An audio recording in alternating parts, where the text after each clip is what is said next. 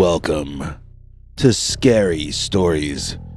You know, sometimes we get a special story, and in my opinion, this is one of those times. The man who emailed this one to us has held his story in since before I was born, and probably before you were born too, most of you. If you are a casual viewer, please keep watching for what I think is one of our better episodes. If you're a channel member or a PayPal Club member, however, you may prefer to watch the uncensored version of this story. You can find the link to that in the usual places. It's the same as this show, but with far more detail when it comes to the violence at the very end of the battle between Dogman versus Wolfman.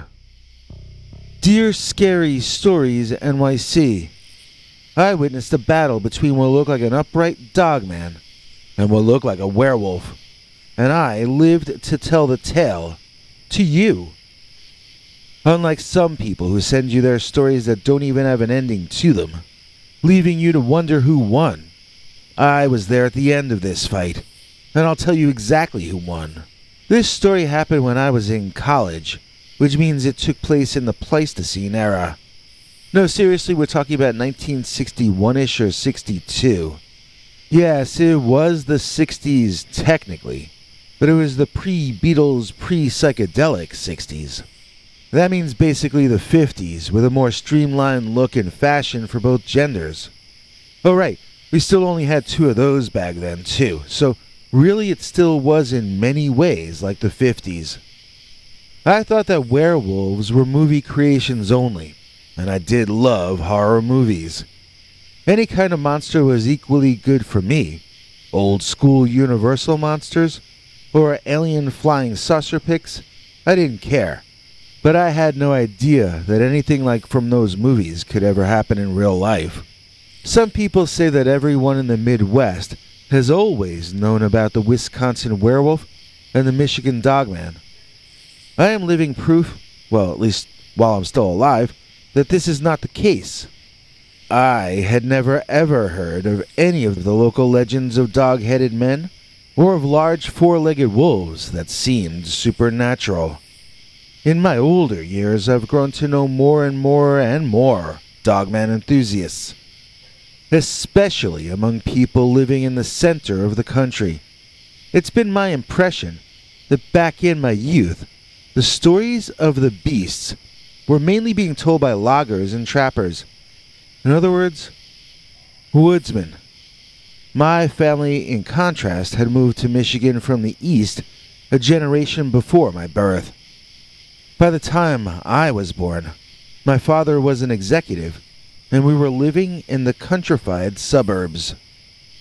Most of my friends at school and in our neighborhood were the children of other executives, many of whom were also from back east.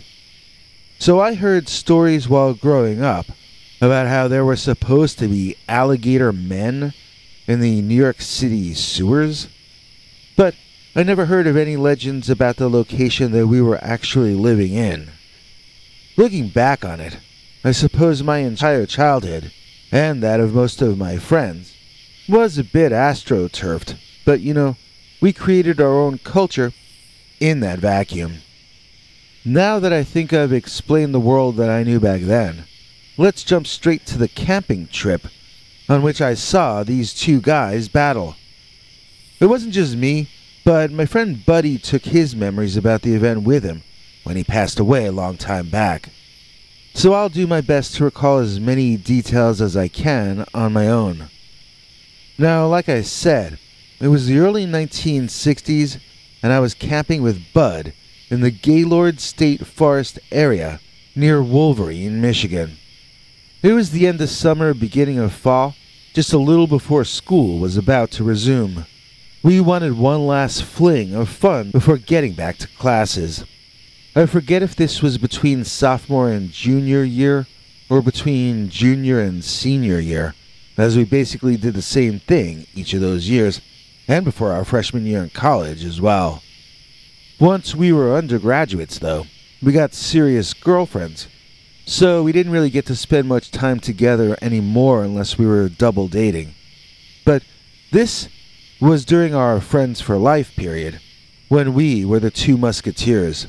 You know, these days people would probably make assumptions about us now that I look back on it, but we were really just like boys in the bodies of young men. When we were together, we gave each other permission to have fun. The night when the two canine cryptids came, though, that was not a fun night. We had one big tent that the two of us shared, because we had both always been paranoid that something exactly like this might happen. And what does exactly like this mean? Okay, fasten your bumpers to your front and back. Let's get ready to get bumped in the night. I was sleeping when something incredibly loud woke me up. I had been dreaming about a drummer pushing a cannon, and the loud noise to me was the sound of that cannon going off right in my face. I woke up feeling my face and needing to see a mirror before I fully believed my skull had just been smashed to pieces. Bud was telling me to be quiet and listen, but I was extremely disoriented, having been pulled out of the middle of a dream in that way. I didn't really know what he was talking about, until a flash of lightning lit the entire interior of the tent up as though it were 12 noon outside. After things went dark again, the thunder followed, sounding like some giant tore a tree in half. That was painful enough to completely wake me up, but what I heard next was what was going to keep me up. Out in the woods, in the night, I heard someone screaming. Sometimes they sounded like they were in pain. Sometimes they sounded almost as though they were cackling out a cruel laugh. It might have been a deep-voiced woman, I thought. Then I wondered if it could have been a higher-voiced man. In time, Bud whispered to me that there were two of them. Two of what? I asked. He just shrugged, silently. Bud was right. I could hear a bigger and deeper voice, in between and sometimes over the screeching. I was trying to visualize the kind of people who would make such sounds, or what would make them do this. It didn't really sound like chanting or singing, but it didn't sound like normal speech to me either. Finally, I turned to Bud in exasperation, and I asked him, what language was that out there? But he gave me a crazy eye, and he laughed. That isn't a language, he told me, shaking his head in disbelief. Those are animals of some sort, my friend. Animals? What kind of animals made noises like that? They sounded just like people to me. I really wanted to understand what was happening, so I grabbed my flashlight and sat out in the front of the tent by what was once our campfire. The lightning kept flashing down, seeming to be very close by, but the rains hadn't come, and they didn't seem like they would ever come. Eventually, Bud, unable to sleep between the thunder and the screaming, came out to join my vigil. No sooner had he plopped his butt down than all hell broke loose. Out of the trees in front of us came a big, man-shaped thing, running around in a sort of a circle to its right and our left. I turned the flashlight on and shone it toward the silhouette, where I found myself surprised to be looking at a hairy back, illuminated by the light of the flash. I don't mean a hairy back like a janitor or like your dad. I mean hairy like a dog is hairy. And this thing was shaped like a man of at least 6 feet in height. Immediately my flashlight caught view of what the hairy man was running around toward. Didn't look like a man at all to me at first. It looked like the largest dog I'd ever seen. And when I say large, I mean it sincerely. This guy was half again the size of the first beast, and this one seemed 3 times as strong as well. The two hairy manimals rolled into each other, and I tried to follow them with my light. There was a dog who looked like a man, and there was a man who looked like a dog, if that makes sense. The first creature we had seen burst from the forest had a face not unlike the original Wolfman from the movies. Its short-snouted nose was sort of dog-like. It was covered in hair. It seemed to stand on its toes. It was the Wolfman. The main difference from the movies was that I did not notice any clothing on his hairy body. This creature emitted horrible noises that sounded like a woman being attacked sometimes, and the man doing the attacking the rest of the time. It reminded me of a human doing an impersonation of a dog part of the time, and a dog doing an imitation of a human the rest. The other creature was far larger, whether up on its hind legs or down on all fours, and it seemed equally capable of fighting in either case. It looked unlike anything I had ever seen or heard of. I mean, I suppose the image of a dog-headed man is a familiar one in our modern culture, but I was living in the early 60s at the time, and we had nothing like this in our culture. Not in our movies, not on TV, not even in comic books. And that bigger one, the dog-headed creature, that one was so big that I couldn't believe the speed with which it moved. I think it was every bit as fast as the smaller one, possibly even faster. The way it snapped at the Wolfman, you'd have thought he was starved for something to eat. The bellows that erupted from this beast sounded like a big human sometimes, a gorilla other times, and some kind of beast I'd never heard before most of the time. Its lungs must have been so large that it probably could have powered a sailboat with its breath. He had claws longer than my fingers, and he tried to use them to his advantage, but the Wolfman was too fast and too wily. Sometimes he'd manage to use the bigger creature's momentum against him, in moves that almost reminded me of martial arts. But then he'd shove and bite at his foe, and I'd be reminded once again that I was in fact watching animals battling, and not human beings. There have been movie monsters since those days that remind me of what we saw that night, but I had not ever seen such a thing before. It was like Dog Soldiers mixed with The Howling meets American Werewolf. It was equally happy on 2 or 4 legs, and it had claws, even longer, than its giant, savage-looking teeth. He must have been almost twice as tall as Naked Lon Chaney over there, and I didn't give the little guy 1 chance in 100 of coming out ahead in this conflict. I had gotten careless with the flashlight, and the 2 creatures stopped fighting to stare at the light that the flashlight cast on their area of the clearing. It was almost funny. The 2 of them looked not at the flashlight or source of brightness as a human might, but instead at where the light of the flashlight seemed to land, on the grass, or trees, or on each other. You know, the way a cat or a dog might. Bud made me stop and turn the flashlight off, whispering that they'd figure it out eventually.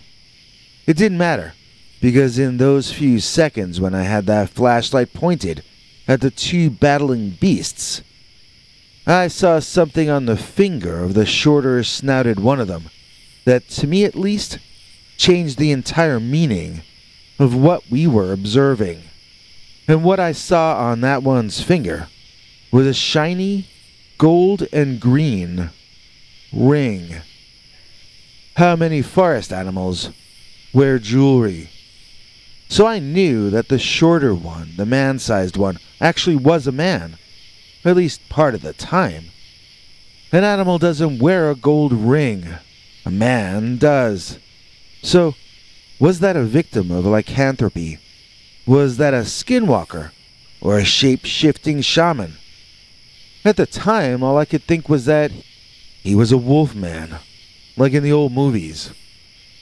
So the 2 creatures fought and fought, but it looked to me like the big, deeper-voiced, growling, wolf-headed beastman was doing all the punishing, and the smaller, shorter-snouted wolfman was taking a licking. I wasn't sure how much longer he could keep on ticking. And then Bud and I saw the fight end quite quickly and dramatically. Okay, we've made it to the end of the battling, and I am going to tell you about the victor. Of course, some of the details might be too harsh for YouTube, so we've separated that part out into a separate story for a secret episode, only to be heard by the Scary Stories NYC PayPal Club members or YouTube channel members. If you're a member, you should go to the secret episode linked to either from the community page or from an email you should have received today. The entire rest of the story is told there. If you go any further into this video, you risk hearing spoilers. Ready? Now here's the way the fight turned out. The werewolf stood on the chest of his defeated and expired opponent. He let out a long, cold howl into the night, then ran off to the north on his hind legs. The sun was already beginning to come up, so Bud and I just skipped breakfast and packed up to hike out of there. The werewolf had run to the north, so we cut around to the south. The big dog-headed beast lay there on its back, no longer breathing, and Bud and I knew we had to go find the ranger to report what had happened. Well, we did locate someone who seemed to be dressed as a ranger, but his behavior was mighty strange. He seemed to have been expecting us, and he was quite abusive. When we told him that we had witnessed strange animals in the night, he got sarcastic at first, but when we pressed on, he then informed us that lying to a park ranger could get us fined or even imprisoned. I still to this day have no idea if that could possibly be true, but we were young and scared of going to jail, so we dropped the subject and never officially reported any of the events I've just described to you. You know, I had kind of forgotten that last part of the story. That guy was so creepy. We felt like we'd been made fun of, and the two of us sort of also felt sheepish about what had happened to us. We didn't want to get made fun of or called crazy, so although we did talk about it sometimes between ourselves, we never really made anything about the situation, to the media or even to too many people that we knew. And I guess that's about all I can remember to tell you about the fight between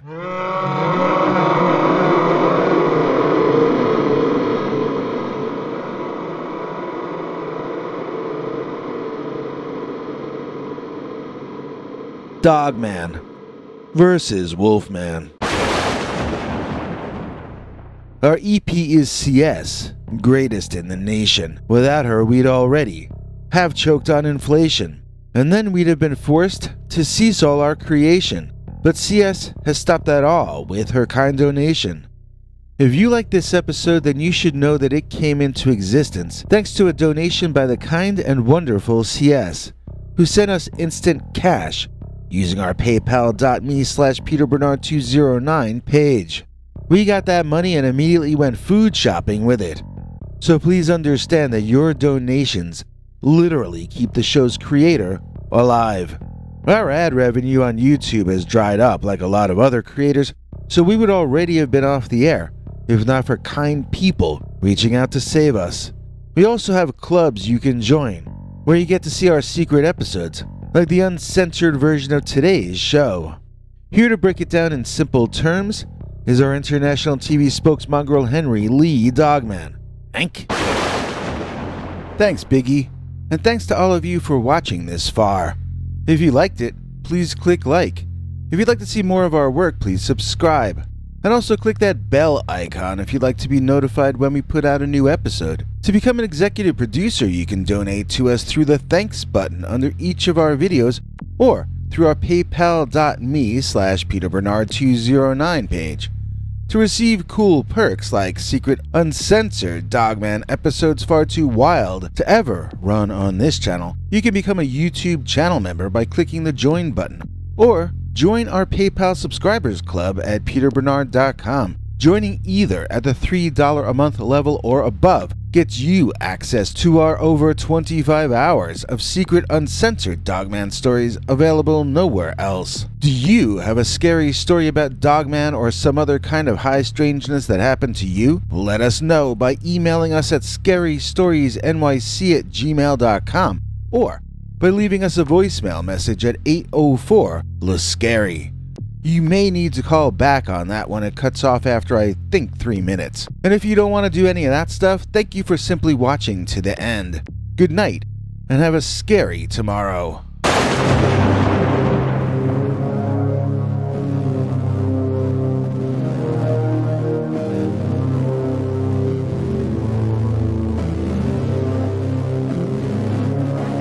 Come back for more scary stories.